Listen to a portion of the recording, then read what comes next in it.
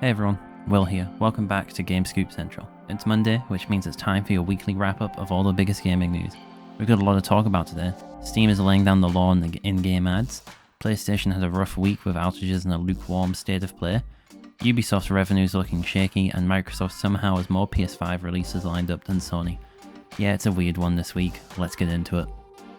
Alright, let's start off with a win for gamers.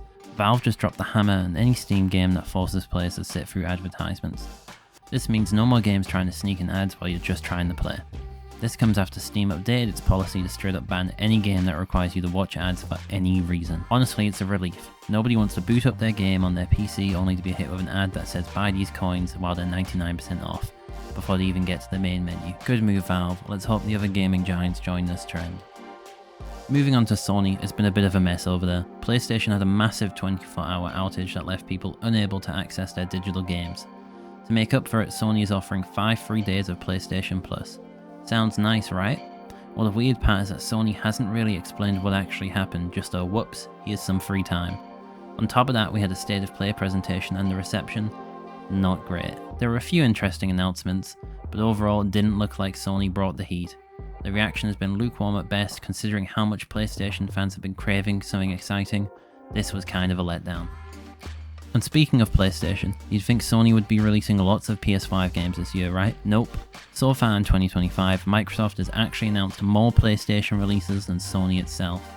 Yep, Xbox is sending more games to PS5 than PlayStation's own studios. This is coming off the back of reports that Xbox is bringing even more games to other platforms this year.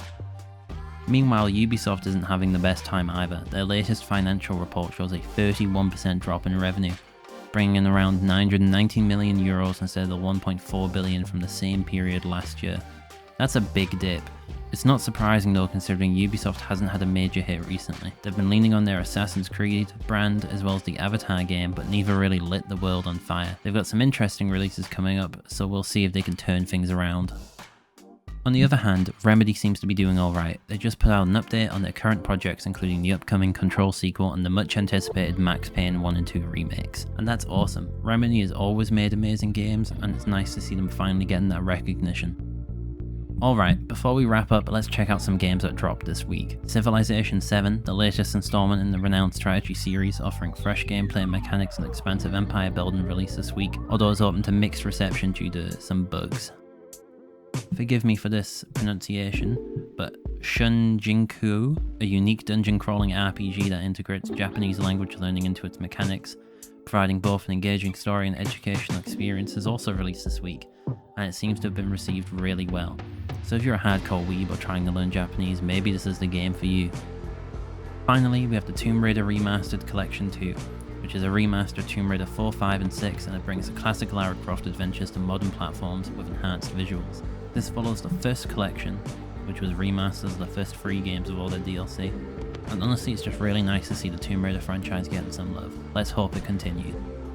And that's a wrap on this week's gaming news. I know, not that much news to talk about this week, but hey, it happens. Let me know in the comments, what do you think about Steam's ad ban? Did Sony State of Play do anything for you? And are you surprised that Microsoft is putting out more PS5 games than Sony? As always, if you enjoyed the video, make sure to like, subscribe and hit that notification bell so you don't miss next week's wrap up. Thanks for watching, and I'll catch you in the next one.